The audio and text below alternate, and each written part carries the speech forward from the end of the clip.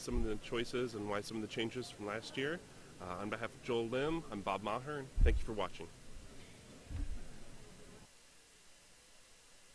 Hi everybody, welcome back to the booth. Brian David Marshall, now joined by another Pro Tour Hall of Famer, this time Randy Buehler. Hey Randy. Hey. So a little vintage preview for tomorrow. Yeah, that is the deck he won with last year. I was watching some of the chat go by, it's like, oh, do you play Null Rod because you don't have power? No, you play Null Rod because other people play with boxes. Oh. And they can't cast their spells without them. Oh, you're playing Null Rod because you don't afford power? Vintage championship winner? Exactly. Yeah, no, he's good. Merfolk is a pretty effective strategy. By the way, it's worth noting, Joel is he's a dealer. Really? Yeah, he sells cards. I didn't know that. He was a regular exhibitor at my Grey Matter tournaments. Glenn's Grey Matter tournaments after they were no longer my Grey Matter tournaments. He can not only can he afford power, you know, he has it. That was very much a conscious decision. So we're about to get into round 3. Sounds like we're going to check in on, I believe, our bye winners from yesterday. We had a 66-person trial on Friday with 2 players who top finished. Two got top 2 two round buys. Got 2 round buys, VIP package, the whole works. Nice. And I think, are we going to? The bye winners. Yeah. So we're going to get both of them on camera, or both of them in the feature match area. Feature matches for round 3. David Chau. One of them just got paired against Tipton, who we already saw on camera. Tipton's playing That'll against. probably be the backup match. Get the other one on camera. Jamie Cano. So a mirror, and actually the same matchup for Tipton that he had last round. If Cano's playing the same deck he played yesterday, which was Blue White Miracles. Wow. So. What was the other deck that won the trial? The other deck that won the trial was Elves. There've been a lot of Elves running around Legacy for the last month or so. Yeah. So I think we're gonna. I assume he's gonna. I mean, you win 2 buys in a trial, don't you just run it back?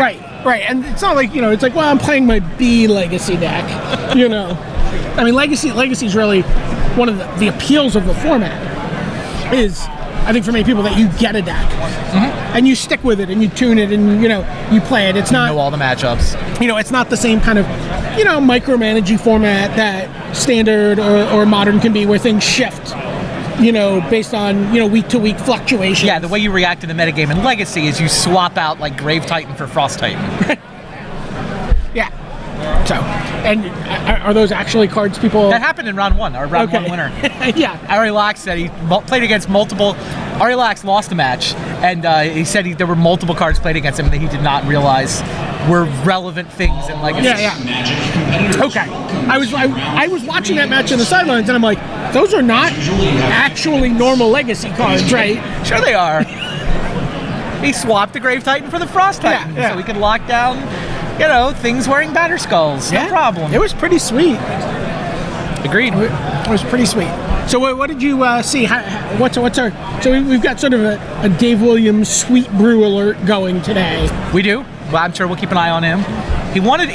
His rule was, let me make sure I can win a couple of matches. I tweeted that he had a sweet brew before we even started, so I wasn't. You know, sweet brew alerts have to go out immediately. Yeah, there was a lot of texting with Pat Chapin going on yesterday. There was a lot of texting to Pat Chapin going on yesterday. Headed out from Dave toward Pat. I don't know if the return information was at the frequency Dave would have liked. Funny. But, yeah, so he won last round. He lost first round, I know, to what he felt like was the singular Stay Puft Marshmallow Man in the room. It was his fault. He shouldn't have visualized it. Have to keep a blank mind. Right, exactly. I mean, that happens, right? That happens when you play Magic. I mean, everybody knows this. You're like, the only person I don't want to play in this room is so-and-so. Guaranteed first-round pairing, right? It's the turn 1 Trinisphere. Right, I thought of something really bad and terrible that nobody plays. I figured it couldn't hurt me. Exactly. So, Elves. So, I mean, Elves is a thing. Oh, and we're actually... Awesome. Here we get a look. So, Scott Waldron is our other player. Here, David Chau. Chau's the trial winner. He's the trial winner. 2-0. We suspect is on Elves. Yeah. But we do not actually have the deck list yet. Yeah, we suspect. I mean, just taking a look at the list he played yesterday, And this is just Glimpse Through Nature. Yeah. It's the same basic combo that LSV won the Pro Tour with. Yeah, I mean, really it is. 4 Glimpse, 4 Green Sun Zenith, 2 Crater Hoofs, Scavenging Ooze, so Crater Hoof gives him, Yeah, that's the kill. Is the giant and hasty, and everybody's giant if they're allowed to attack. 3 Gaius Cradle. Guys, Gaius Cradle, it's ridiculous. There was another Elves deck in the top 8 that had 4 Gaius Cradle. Sure. I think Bob said he kind of prefers that version. I'm curious to see if maybe Chau, after playing with the deck, had time to trade for the 4th Great Gaius Cradle or sticking with 3. And these guys all run natural order as well, right? Yeah, oh yeah. This is Natural Order, Glimpse of Nature, Green Sun Zenith, all sort of let you do gross things. Fair enough. A couple Dryad Arbors, or Arbor Dryads that you can get with any random fetch land. So, let's see. So his opponent is Scott Waldron. And what is Scott playing? Shockingly, 4 Delver, 4 Swiftspear, 4 Pyromancer. A lot of decks starting off with those 12 cards. Yeah, this is the burn version of the Delver deck. Is it Delver? He's got a Chain Lightning, a couple of Forked Bolts for added burn on top of the Lightning Bolts.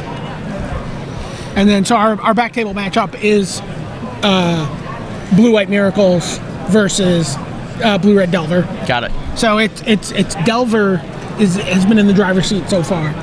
So curious to see if Delver, can beat Elves. If Delver can continue. Yeah, this should be an interesting round. Delver against an Elf deck that's been tearing up the open circuit. 1-2 buys for David Chau yesterday. Time to find out.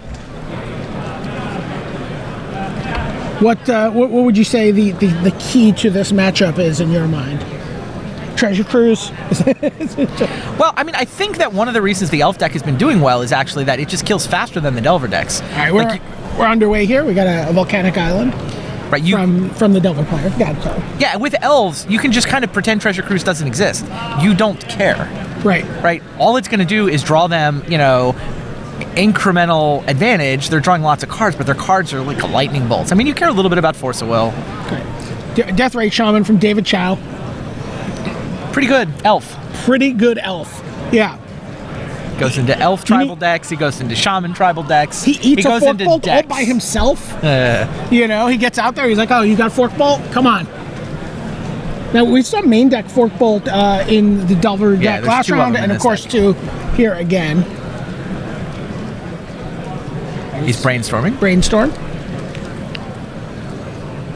A little bit of a glare. I'm trying to lean around it here. You see the brainstorm? Into a fetch land. Really the defining combo in Legacy in my mind. Brainstorm into fetch land, fetch land. Yeah. I mean, bro, Vintage is nice, but Legacy is the format where you get to play 4 brainstorms. Right. In a lot of ways, it's sort of the last sort of bastion of the handful of spells and doing everything at instant speed. We spoke to David Tipton in between these 2 rounds, who won our second round feature match, and he's a Vintage player, and he's like, yeah, this card's restricted in Vintage for a reason. Okay, he's like, it's insane that I get to play it. There you predicted. Yeah, but I mean, that's like insane for the Elf player, right? It's like that normally kills 2 of my guys. It's like a virtual 2-for-1. I don't know how that works. I don't know how that works either. I'm sure you can get that article published, though. Virtual 2-for-1 card advantage. It's like a reverse 2-for-1, though. You negated your 2-for-1. With my clever strategy of toughness. Toughness is underrated. So there's a Wirewood Symbiote. And is that I think that's a Dryad Arbor, yeah.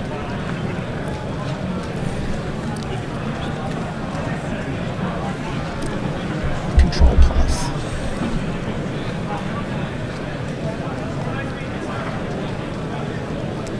There's Scalding Tarn. I think Delver has to play as the control deck here.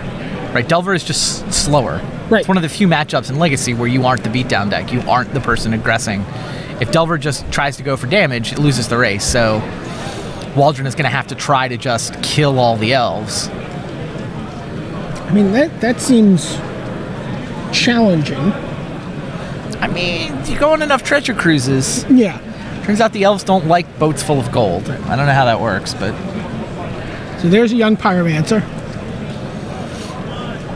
And then we're going to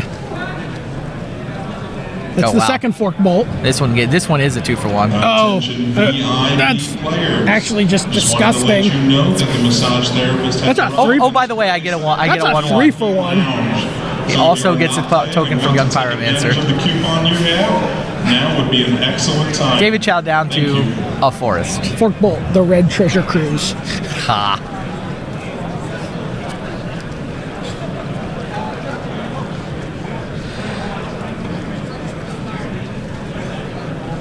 I mean, David Chau, I'm going to imagine, is very familiar with this matchup from playing in a 66-person tournament, which means he probably played against about 52 of these decks. Not that bad. We went 0 for Delver in the first round feature matches. What's that? We didn't have any Delver in the first round feature match area. Just 4 different decks.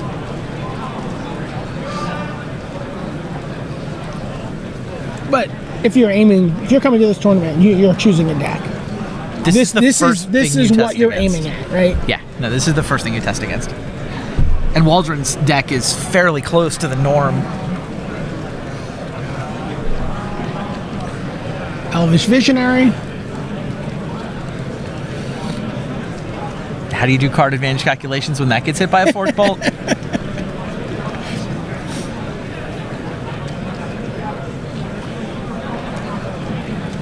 Probably one of my favorite cards of all time. Visionary? I love it. I mean, most of my card valuation is in Commander at this point. So. Sure.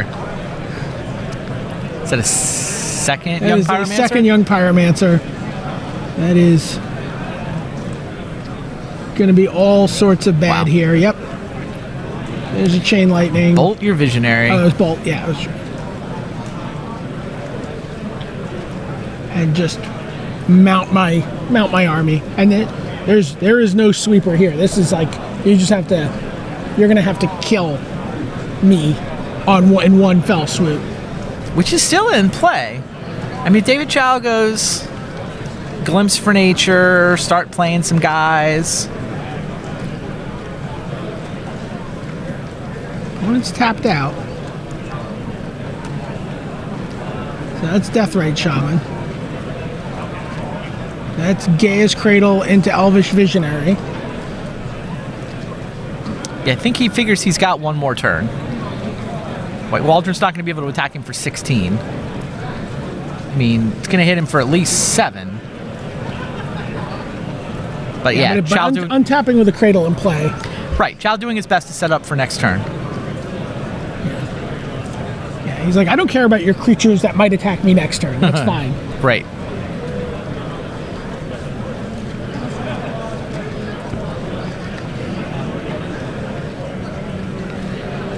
Yeah, there's not even I don't think there's even a Swift Spear line that can get Chau dead. I mean, this is where Fire Blast can sometimes deal a bunch of damage out of nowhere, but don't see any of that in Scott Waldron's list. Right, we saw the one Fire Blast in Tipton's last round. He had a Price of Progress as well, which Waldron that came in out of the board. Oh, out of the board. Yeah. I've seen those in main decks. Seems fine. Not against Elves, but in general.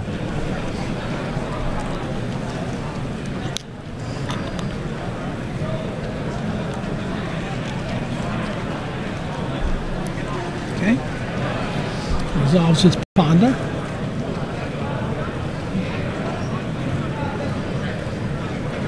Treasure Cruises.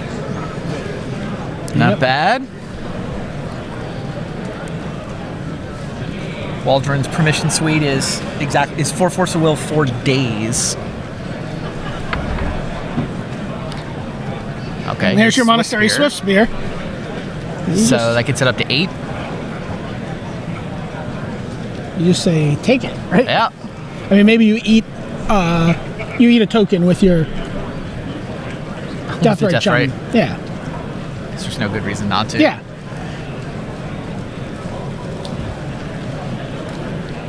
No, actually, he says block the Swift Spear. Really? Why would you block Swift Spear? No idea. He's worried about a bunch of 0 mana. Worried about a bunch of mutagenic growths. I guess, yeah. 3 mutagenic growths would get it done. I don't think 2. Oh no, he moved it in front of a token. Okay.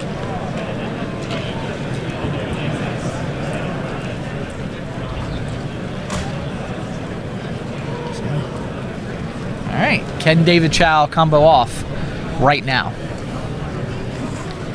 He's got to worry about Daze. Got to worry about Force of Will.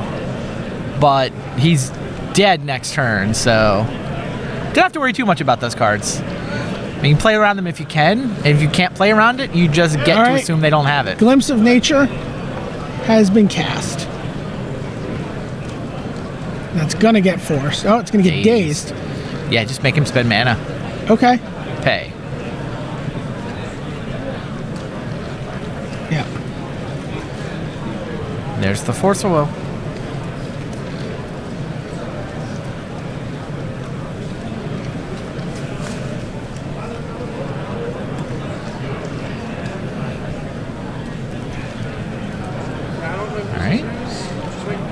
Here's another Glimpse of Nature. How about this one? Yeah, pays for the Glimpse of Nature with Deathrite Shaman, removing a land. Yeah, I mean, he's trying to keep Gaia's Cradle around as long as he can. Taps green. We were on Ranger. And a card, because the one Glimpse of Nature resolved. It's got, what, one floating? Yes.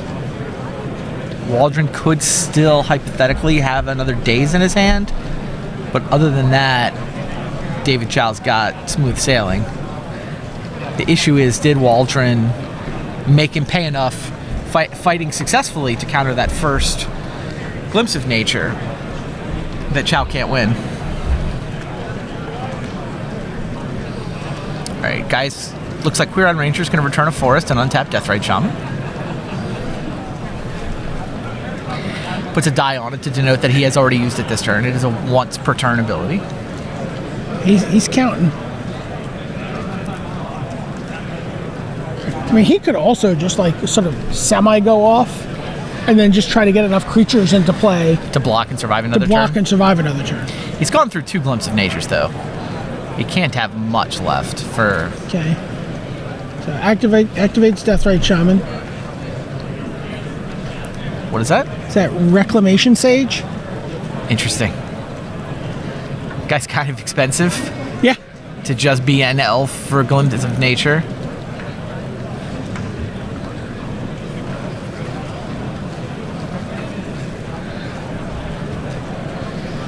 Is he forced to say go here? Is that what that was? It sure looks like it.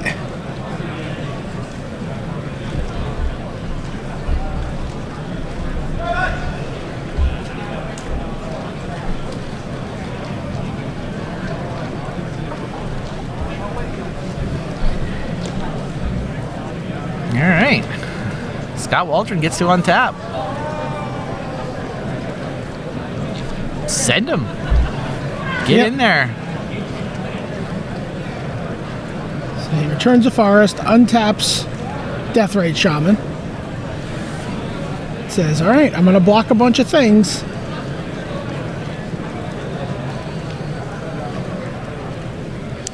Yeah, Shaman picks off a token.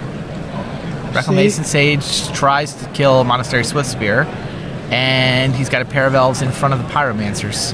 How many tokens are hitting him? Less than 9. Or no, is it 9 tokens? Oh, I guess we're just done. Turns out you were dead. Yeah, I think Chau was hoping he had gotten enough into play that he could survive another attack. Even there, though, like, he's 2 Glimpses of Natures have gone into the graveyard. Right, and he's going to just lose his board there. You know, he might have a... Like, best case scenario is he untaps with Deathrite Shaman. Yeah. And let's be honest, that wasn't happening. So what do we think happens here after sideboarding? Taking a look at I'm looking Waldron's at the sideboard. Yeah, Waldron. He's got a Sulfuric Vortex that doesn't seem relevant. He's got Pyros that are not relevant. Price of Progress, no. Flusterstorm for Glimpse of Nature, no, that doesn't sound good. Grim Lavamancers, I believe, come in.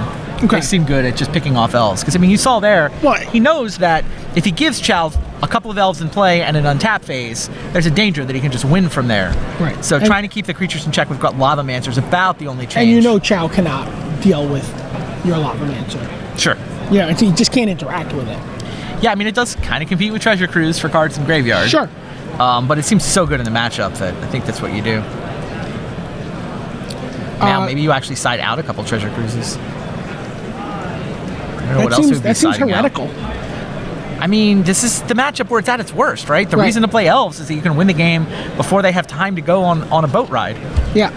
So looking at Chau's sideboard, you see Cabal Therapies, Pithing Needle, Abrupt Decay. Maybe bring in the Abrupt Decay. You're trying to get those Pyromancers. It gives you some way to interact with his board. It gives you some way to deal with Delvers. Yeah, you have to be careful with a deck like Elves that you don't dilute the combo. Yeah, absolutely. Like, it could be that you just do nothing and shuffle it up and trust that you're playing a deck which should have a matchup advantage. Right. The one thought sees. It's funny. Oh, is this a Progenitus matchup? Oh, that's the other thing. There's one. So yeah, you see, there's natural orders in the main deck. Right. There's no juicy giant green fatty target in the main, but there is one Progenitus in the sideboard that you can bring in. Protection from everything. 10/10. Wonder if this is a Progenitus matchup. Pretty sweet. I don't know why they all aren't Progenitus matchups, frankly. Like, is it really your main deck space is so tight you don't want just the 10/10 pro everything? Yeah, I guess normally the Craterhoof Behemoth's good enough to get there for him. I mean, if you're comboing off, you can't just it's turn 3, I played a mana creature, blam. Although I guess Natural Order would be a little scary against the deck with Dazes and Force of Wills in general. Yeah. Sometimes you just got to be like, you got to run the risky business quotes. Yes, 0 given.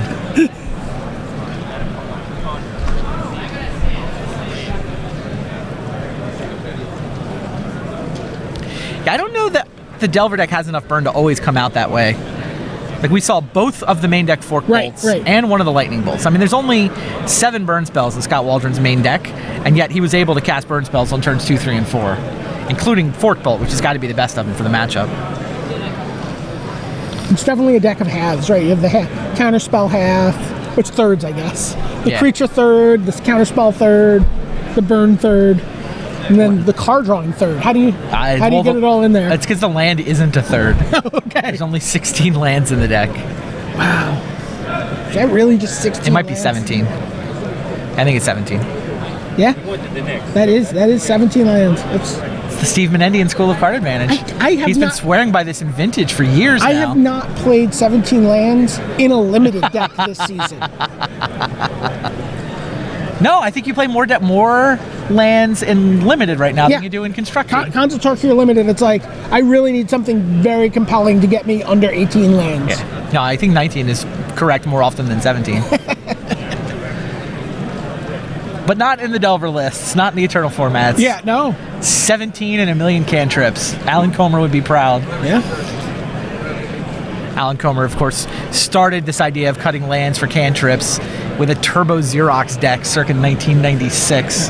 One of my favorite decks of all time. Okay, we're underway here with the Verdant Catacombs from Grand Prix trial winner last night, David Chau. Basically playing this same deck list. Sure.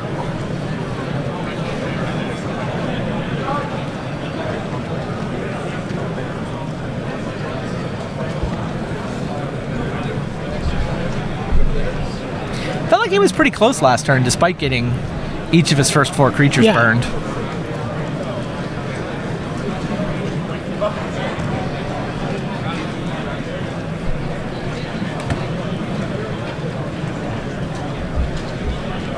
Is it Nettle Sentinel? Yeah, Nettle Sentinel.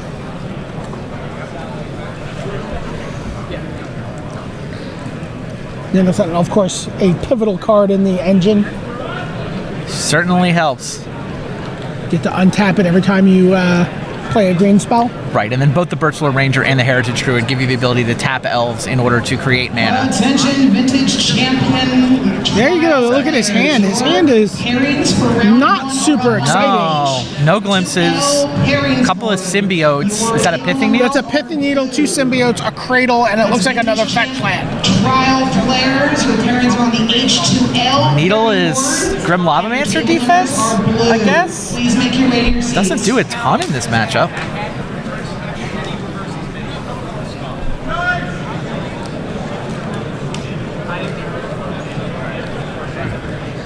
Keep wanting to see what they're going to take with the Gataxian probe. I know, me too. It just plays out so similar to the Thoughtseize. It's a blue-red deck. He's no Thoughtseizes. He's not taking anything. He's just looking. Just a little peek. Fetch land from Waldron.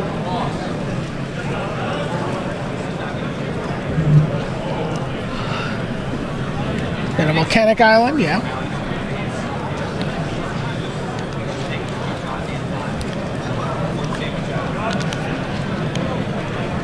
So have you put a lot of time thinking of what the earliest you could reasonably cast a treasure cruise in Legacy is? I mean, I think you can cast it on turn 3 sometimes. Yeah, but we saw it on turn 3 last round. Yeah, you're not casting it on turn 2 realistically. Not without mental notes, you know. Sure. Well, there's the chain lightning. Okay. That'll Sentinel down.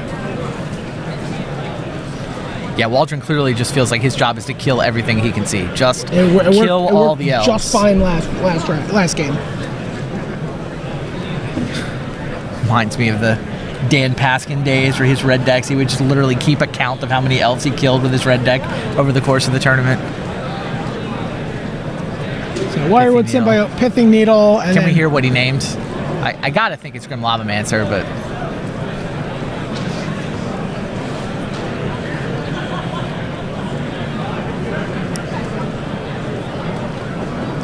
We're sending word down to the table judge to find out what card that is that got named. I don't know if you guys can hear them at home. We cannot hear them here in the booth. Yeah. He did name Grim Lavamancer, so good call, Randy. Thank you. And here's a brainstorm.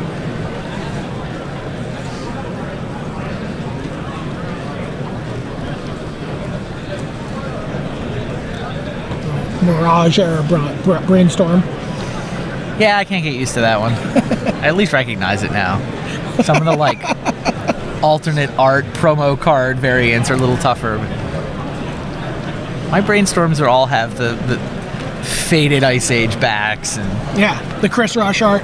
Yeah. And Brainstorm into Fetchland. Like you do.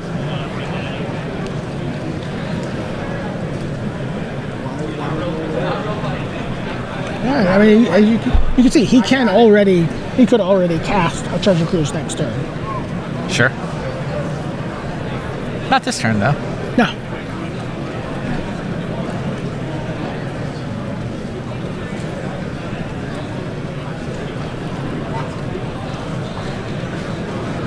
Attention sealed Grand Prix trial players. Your seedings for deck construction are on the M to P pairings. Can he kill another elf? In front of the side of end stage. Your table numbers doesn't look like it. Blue. Please make your way to your seats. We'll be getting started soon. Is that? Oh, that's no, Ponder. Sorry.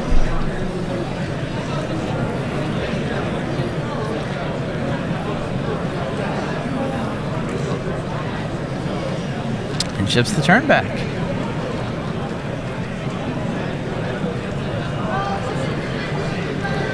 I mean, David Chau can't really go up without Glimpse of Nature. Yeah, no. So, I mean, that's the card. It wasn't in his hand a couple of turns ago. I think that makes Scott Waldron feel like he's probably got a couple turns. Actually, not sure David Chau will commit much more to the board because when he does finally draw his Glimpse of Nature, he's going to want to have elves that he can play.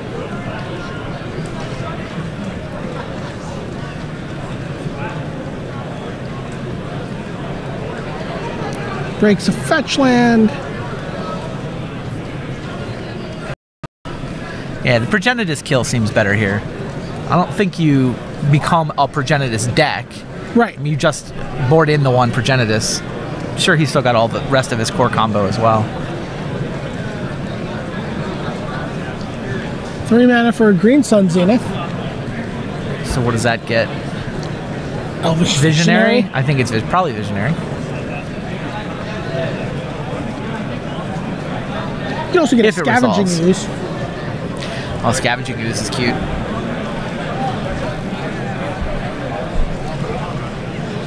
I would think you daze this if you can, right? If you're Scott Waldron. I don't think it's worth a Force of Will. Doesn't seem like it's worth a Force of Will, but it definitely seems like it's worth a daze. Wow, he thinks it's worth a Force of Will. Yeah.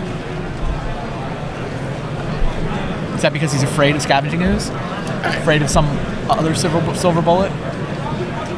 Gaddock Teague would be pretty good if he's moving up to a Treasure Gaddock Cruise. Teague would be insane. I don't know if he runs Gaddock. But Yeah, he doesn't, but you know, we're looking at lists. I mean, Waldron has to just Wonder. right. He's like, you know, don't play a Tarmogoyf here. I don't know.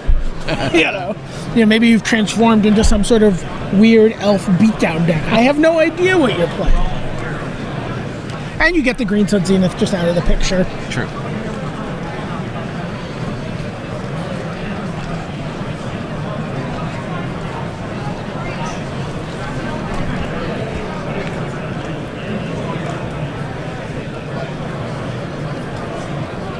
And there's the cruise. Yep, the Telltale, bunch of cards turned sideways, and 1 Treasure Cruise in the graveyard. Chau just counts them up. Yeah. Make sure.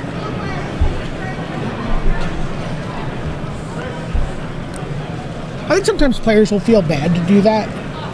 What, go count the Delve cards? To like just count the Delve cards or double check cards in hand or do. And you know what? You just always, if you just always check, right? Like you just always do. You're not being rude.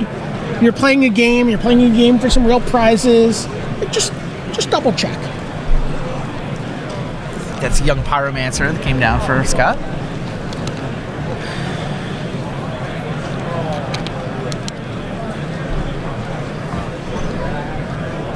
You're gonna get Taxi and Probe here. Oh, he's already passed it back. Okay. So Symbiote comes in. I don't think you want to block that. No. Yeah. And Waldron's down to 13 here. There's another Symbiote. There's a Dryad Arbor.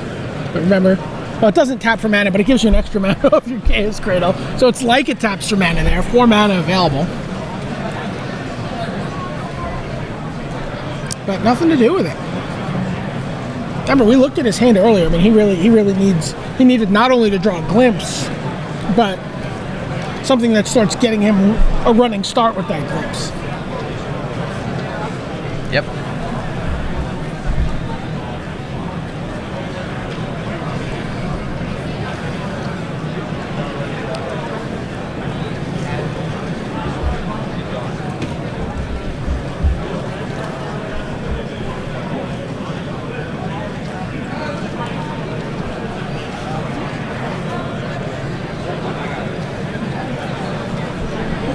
Okay. So Pithing Needle comes down, names Wirewood Symbiote. So there will be no returning an elf you control to its owner's hand. It's a pretty big deal. For David Chau, yeah. Which also, you know, with a Dryad Arbor lets him, because it lets you untap a creature that was actually some extra mana for him. Mm-hmm. Yeah, the Symbiote's another reason to count out the Green Sun Zenith for 2. Since Elvish Visionary, he can just keep picking it up and recasting it with the Symbiotes. Yeah. Even if he's not afraid of a silver bullet. I think Elvish Visionary is so good with Symbiote that may have been worth spending a Force of Will just to break up that combo. And then a Forked Bolt takes out the land and one of the Symbiotes. Crazy. Delver looking really good this match. I sure thought Elves would be favored here. Forked Bolt looking like a monster. Yes.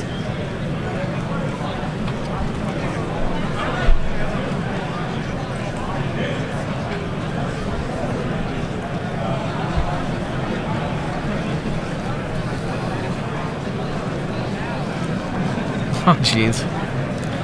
Morph. I wonder what it could be. It's Birchfloor Ranger.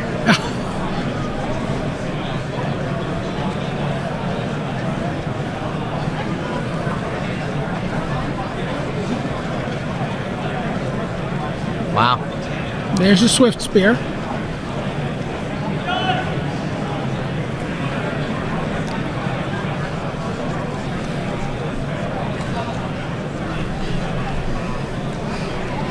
What morph block's better than Birchfloor Ranger? Birchfloor, the same though. Yeah, Birchfloor Ranger down.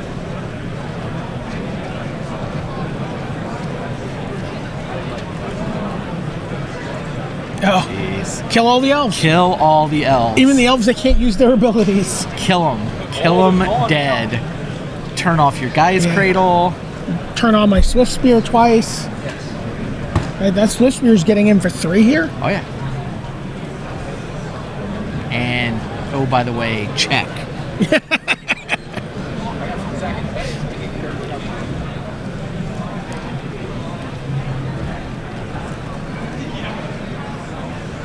David Chau at 9 says go.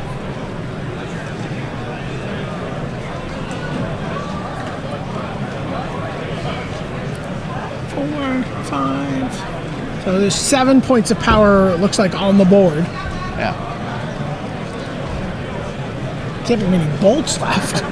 No. But if there are, we'll find them with this brainstorm.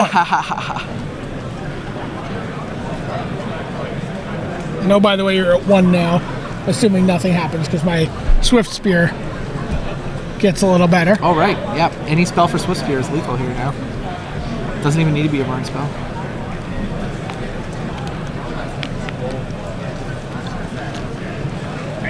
He needs to be holding all lands or counter spells and look at 3 lands or counter spells. Yeah, good luck with that. If that was his hand, he might have actually countered a Brainstorm. Oh yeah, that's true. Counters his own Daze my own Brainstorm. Sure, Daze my own Brainstorm, pay, Swift Spear's up to the 9th point of power. What does the Elves deck do?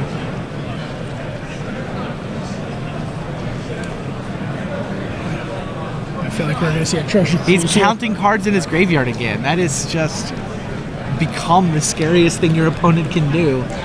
How many cards do I have in the graveyard?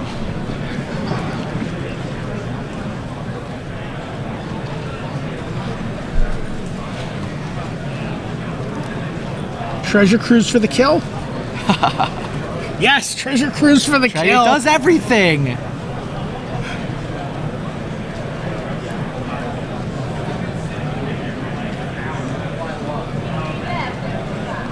Three, 4, 5, 6, 7, 8, 9. I see 9 points of power to one side of the pithing needle. Oh, and another one.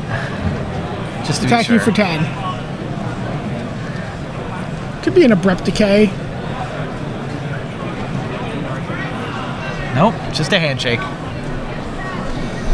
Wow. So Scott Waldron, two pretty brutal games against David Chau. David Chau has not done a lot of losing this weekend with Elves. True story. He has 2 buys courtesy of winning a 66-person trial last night.